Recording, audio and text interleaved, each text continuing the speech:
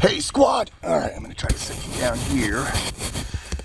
Alright, so back out to the range. Take this into the sand a little bit. So what we're gonna do today, thought I'd bring you along, is get a zero on this 9-inch BCM 300 blackout. Whoo, baby. Now, when it comes to zeroing distances, there's a lot of different trains of thought as far as 300 blackout goes. Today, I'm just gonna I'm gonna try to get rounds in the X-ring at 50 yards. Now, 300 blackout is gonna drop substantially compared to 223, 556.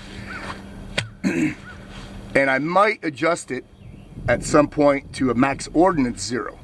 But right now, I'm gonna work at 50. And then when I have time, I'm gonna go out to 100 and 200 and check the drop on that. Now, when we zero a rifle initially, and if we have a flip up optic, we want to zero our regular optic standalone without the 3x. But for sake of brevity, I'm going to just go ahead and use the 3x multiplier in conjunction with this Aimpoint T2 just to expedite matters. So what I've got downrange, just to help me zero faster, is I've got a piece of steel and a B8 bowl.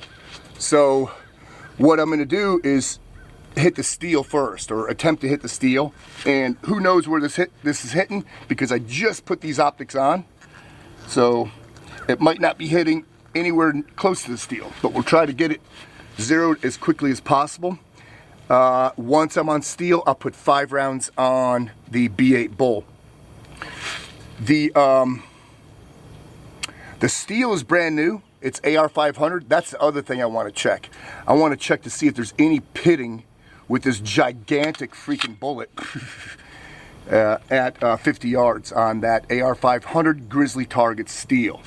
I've got my sight adjuster handy. My optic is on. Now, when it comes to zeroing, I'm going to put as much of my body and the rifle on the ground as possible. A lot of you may have heard at some time in the past that, hey, don't put your magazine on the ground, it's going to cause malfunctions. That's a bunch of freaking horse shit. Now, where that comes from is, let's say 1950s, the Army and the Marine Corps, when they went to the battle rifle of the M14, it was short-lived and went to the M16 shortly thereafter. Those M14s did not go away, however. Those M14s stayed in the Army and the Marine Corps system, and their marksmen used them as high-power competition rifles. Now, they got really good at marksmanship, and they got tasked to run... Man, this is a new freaking upper. Whew. They got tasked to run... Let me try that again. Damn, bro.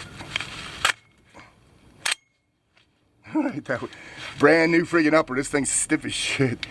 They got tasked to run or to teach marksmanship in the Army and the Marine Corps. And in their manuals, they wrote that the magazine can't touch the ground, because in a high power match, it is against the rules to put your magazine on the ground because it gives the shooter an unfair advantage. Well, if you're zeroing, take an unfair advantage. Put the magazine on the ground. All right, well, let's see where we are here as far as on the steel. Might not hear a ding at all on this guy.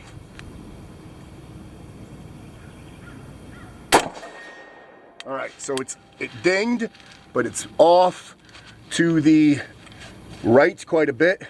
So I need to go to the left. Man, I should have brought my readers with me. Now this T2 is a half-minute adjuster. 2, 3, 4. It's 1 inch. 1, 2, 3, 4. 2 inches. 1, 2, 3, 4. Let's see if that put me in the center.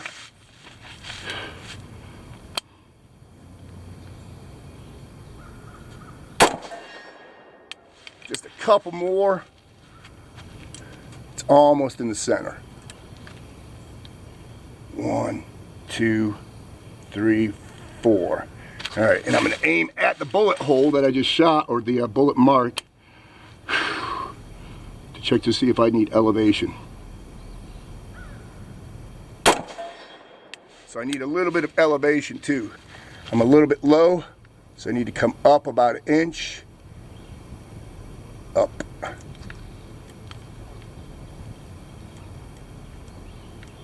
Four on there.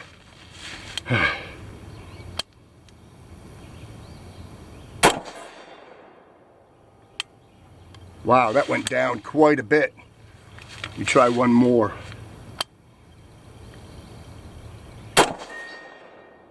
Whew. I tell you what, the grouping right now sucks.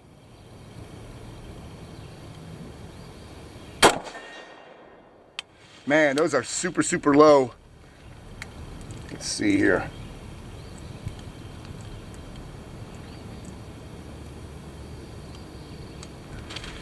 Make sure I'm going the right way. Yeah.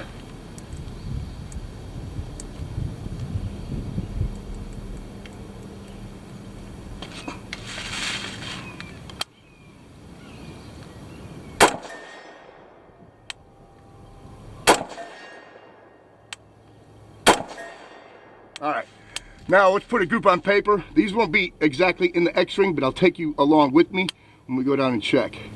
I'm not expecting miracles with this round as far as a good group goes.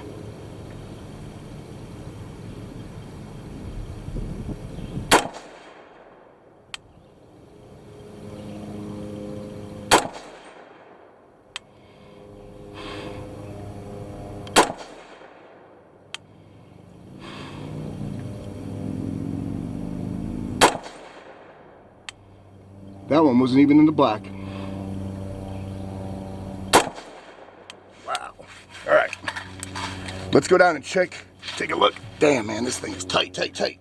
Woo, baby. Brand spanking new. Oh, speaking of which, all right, brand new upper. Don't take a brand new upper out and just start shooting rounds to it. Make sure you clean the bore first. Always clean the bore, because it could have come with like packing grease and such like that. And if you shoot around with any kind of packing grease or any kind of lube in the bore at all, it can create what's called hydrostatic pitting, and it significantly reduce the accuracy and the life of that barrel. Let's go down range and check these targets out. Come along with me.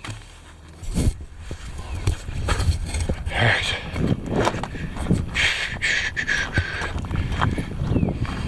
With 223 or 556, I shoot very, very tight. I mean, I'm about I'm consistently sub 2 minute shooter, which means my group at 100 is 2 inches or better. So first off, the steel, pretty good. Not a lot of pitting on that. I don't see any pitting whatsoever. And then the target, so we're still off to the right side, which means I have to bring it to the left, probably another inch or two. Anyway, and that group sucks, man. Wow. So the verdict, or the jury, is still out on this 300 blackout. Right now, I'm not a fan, and that's good ammo, good freaking upper.